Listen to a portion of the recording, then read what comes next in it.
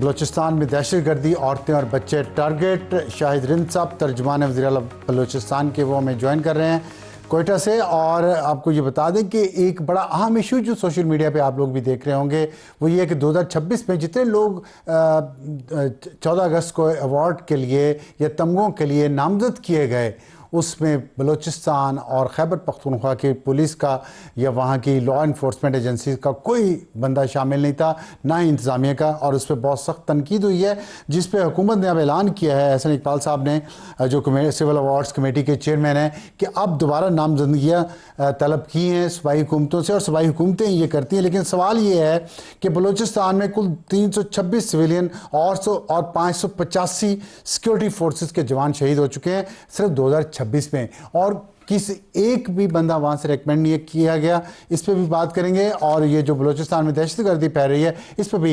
रिंद साहब बहुत शुक्रिया हमें ज्वाइन करने का। ये बताइएगा कि ये क्या हम देख रहे हैं बलूचिस्तान में एक नया फिनोमेना बलोच के बारे में मशहूर है कि औरत की बहुत इज्जत करते हैं, और टीटीपी तो बिल्कुल नहीं करती, लेकिन बलोच दहशतगर्द के बारे में भी ये कहा जाता था कि औरत की इज्जत करता है। आज मुख्तलिफ इलाकों में एक दो दिन में 17 साल 25 में 7 ख़वातीन कत्ल हो गई हैं। क्या किस किस्म का ट्रेंड ये बलूचिस्तान में आ गया है? अफसार साहब, first of all thank you for having me in your show. आज जो नोशकी का वाकया है अफसार साहब, देखें जो आपने फिगर कोट किया 7 का, इसमें 2 वाकयात ऐसे हैं जो कि कबायली मामलात के हैं। एक अगर फौजदार का हम वाकया देखते हैं अस्मा जतक का, जिसमें उनके वालिद कत्ल हुए हैं, लेकिन वो भी मामला एक जरा कबायली मामला है। उसमें गवर्नमेंट बेस्ट पॉसिबल जो एफर्ट कर सकती थी, क्योंकि जिस दिन उसकी वीडियो सरफेस हुई अगले दिन ही उसके वालिद का कत्ल हो गया। तो उसके लिए जो इंक्वायरी कमेटी चीफ मिनिस्टर ने तश्कील दी और उसमें वाज़ेह हिदायत चीफ मिनिस्टर ने ये दी हैं कि जहां पर नेग्लिजेंस पुलिस की या डिस्ट्रिक्ट एडमिनिस्ट्रेशन की साबित हुई, और कोई भी चाहे वो किसी कबायली शख्सियत का नायब हो या कोई भी हो, अगर उसकी गवर्नमेंट को कहीं पे वेयर अबाउट्स मिली तो उसे गिरफ्तार करने में गवर्नमेंट 1 मिनट नहीं लगाएगी, चाहे वो कितनी भी पावरफुल शख्सियत के साथ कबायली तौर पे मुंसलिक हो। दूसरा एक वाकया किला अब्दुल्ला में हुआ जो गाड़ी पर फायरिंग का है, जिसमें 2 खवातीन जख्मी आई हैं, वो भी एक कबायली मामला है। लेकिन जो नोशकी का मामला है अफसार साहब, जिसका आपने एक हवाला दिया कि जो बलोच हैं वो अपनी रिवायात के तहत, देखें ये आप उन लोगों के लिए मिसाल दे रहे हैं जो रिवायात के अमीन हैं। जो दहशतगर्द हैं उन्होंने पिछली 2 दहाइयों में ये साबित किया है कि वो ना तो किसी रिवायत के अमीन है, ना किसी सकाफत के अलमबरदार हैं, बल्कि वो सिर्फ दहशतगर्द हैं। और दहशत फैलाने के लिए कोई पहला वाकया नहीं है जब उन्होंने खवातीन को निशाना बनाया। इससे पहले प्रोफेसर नाजमा तालिब को, बलूचिस्तान यूनिवर्सिटी की एक उस्ताद थी हमारी, हम उस यूनिवर्सिटी से पढ़कर निकले हैं, उस डिपार्टमेंट से, उनको निशाना बनाया गया। उसके अलावा ऐसे कई मुजफ्फर जमाली हैं जो कि खारान में पढ़ाते थे, उन्हें निशाना बनाया गया। तो उस्ताद हो, खवातीन हो, बच्चे हो, वो पिछली 2 दहाइयों से दहशतगर्दों से महफूज नहीं है। इस वाकये में इस खातून का क्या कसूर था, इसकी बच्ची का क्या कसूर था? इस खातून का सिर्फ ये कसूर था कि वो एक स्कूल में आया की नौकरी कर रही थी और उसी स्कूल में अपनी बेटी को पढ़ा रही थी। ये उसका कसूर था जिसके तहत उससे निशाना बनाया गया। और जो बात आपने कही कि रिवायात, देखें फिर वही जुमला दोहराना चाहूंगा कि ये दहशतगर्द हैं और ये किसी रिवायात या सकाफत के अमीन नहीं। और चीफ मिनिस्टर बलूचिस्तान सरफराज बुगटी 12 ये बात कह चुके हैं कि ये जो लोग हैं, चाहे वो मासूम पंजाबी का कत्ल करें या मासूम बलोच का कत्ल करें, ये पाकिस्तानियों का कत्ल कर रहे हैं, और कत्ल करने वाले बलोच नहीं कहलाए जा सकते। हमें इन्हें वाज़ेह लफ्जों में दहशतगर्द कहना होगा। अच्छा, आपने कहा कि किला अब्दुल्ला में जो हुआ फायरिंग का वाकया, मकतूलीन का ताल्लुक कराची से था, चलती गाड़ी पर फायरिंग की गई, तो ये ज़ाती दुश्मनी कैसे थी चलती गाड़ी पे फायरिंग करना? और फिर ये कि ये इतना आसान क्यों हो गया है बलूचिस्तान में कि अगर ज़ाती दुश्मनियाँ भी हैं तो लोग असला उठा के कहीं भी हमला कर देते हैं, तो ये लॉलेसनेस क्यों ज़्यादा इतनी हो चुकी है?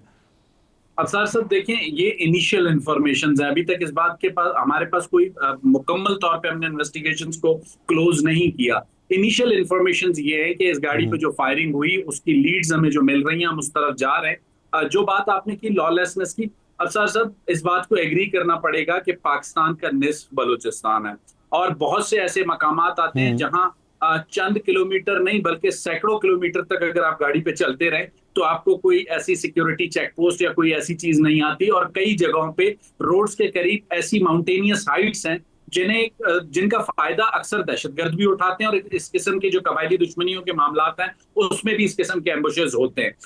बेसिकली हमारी ये कोशिश होती है कि कहीं पे भी कोई चीज होती है बिला तफरीक उसके खिलाफ कार्रवाई की जाए। आज से चंद माह कबल एक सियाकारी का मामला पेश आया, उस आपको याद होगा क्वेटा और उसके सराउंडिंग्स के एरिया में एक कबायली शख्सियत का नाम आया। चीफ मिनिस्टर के पास 6 से ज्यादा डेलीगेशंस आए कि उस कबायली शख्सियत को गिरफ्तार ना किया जाए। चीफ मिनिस्टर ने कहा मैं बिल्कुल इस पे कंप्रोमाइज नहीं करूंगा, उस शख्स को गिरफ्तार होना पड़ेगा, अदालतें अगर उसको रिलीफ देती हैं तो उसका मैं जिम्मेदार नहीं।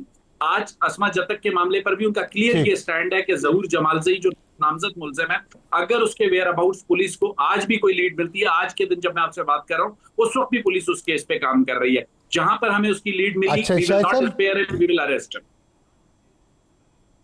355 अफराद निशान इम्तियाज के लिए नामजद हुए 2026 में।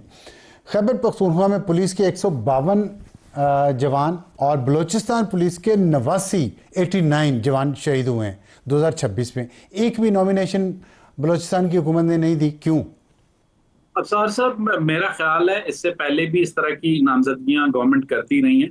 हालिया दिनों में ये चीज जो सामने आई है, मेरा ख्याल है अभी मैं आपको मेंशन करूंगा कि चंद रोज का कोयटा में एक एसेट विक्टिम का केस हुआ। डॉक्टर मानूर हमारी बेटी हैं, उन पर एक शख्स ने एसेट फेंका। उनको बचाने के लिए जिस बच्चे ने जो हेल्थ डिपार्टमेंट का एम्प्लॉय था कॉन्ट्रैक्ट पर, उसने जो बहादुरी का मुजाहरा किया, चीफ मिनिस्टर ने उन्हें अभी नामजद किया है, वो अगली बार इस पे नामजद होंगे, उनकी नॉमिनेशन जाएगी। और पिछली मर्तबा पुलिस की कोई ऐसी नामजदगी क्यों नहीं हो सकी, इस चीज को हम जरूर चेक करेंगे। लेकिन we are grateful, federal government ने हमें एक अपॉर्चुनिटी दी है और इस अपॉर्चुनिटी से फायदा उठाते हुए जो भी हमारे जवान इस दहशतगर्दी की जंग में बहादुरी से दहशतगर्दों के साथ लड़ते हुए अपनी जानों के उन्होंने नजराने दिए हैं, उनमें से जो भी डिजर्व करेगा उसे गवर्नमेंट ऑफ बलूचिस्तान जरूर नामजद करेगी। बहुत शुक्रिया शाहिद रिंद साहब, हमसे बात करने को एक वफाकी हुकूमत ने मौका दिया है। वफाकी हुकूमत की भी गफलत है और सूबाई हुकूमतों की भी गफलत है कि पुलिस के जवान दोनों सूबों में बहुत बहादुरी से पैरामिलिट्री फोर्सेस के साथ और फ़ौज के जवानों के साथ मिलकर दहशतगर्दी के ख़िलाफ़ जंग कर रहे हैं, और उनको नॉमिनेट ना किया जाना और बहुत सारे तमगे पंजाब के लोगों को दे देना, जो कि हो सकते हैं डिज़र्व, बहुत सारे तो वाकई डिज़र्विंग है, लेकिन कुछ लोगों के नामों पर सवालात हैं, उनको तो दे दिया, लेकिन जो अपनी जानें हार गए या बहादुरी से लड़े उनको भूल गई दोनों हुकूमतें। अफसोसनाक है ये बात, लेकिन अच्छा है कि एक गलती की दुरुस्तगी हुई। ये है वो कवाली जिसके बारे में साबिक कप्तान और साबिक वज़ीर-ए-आज़म इमरान खान ने कहा कि जब पाकिस्तान टीम मुश्किलात का शिकार थी 1992 में, उस वक्त ये कवाली वाहिद सहारा थी पूरी टीम का, जिसको वो बार बार सुनते थे और हौसला अपना मजबूत करते थे, और फिर पाकिस्तान वर्ल्ड कप जीत गया।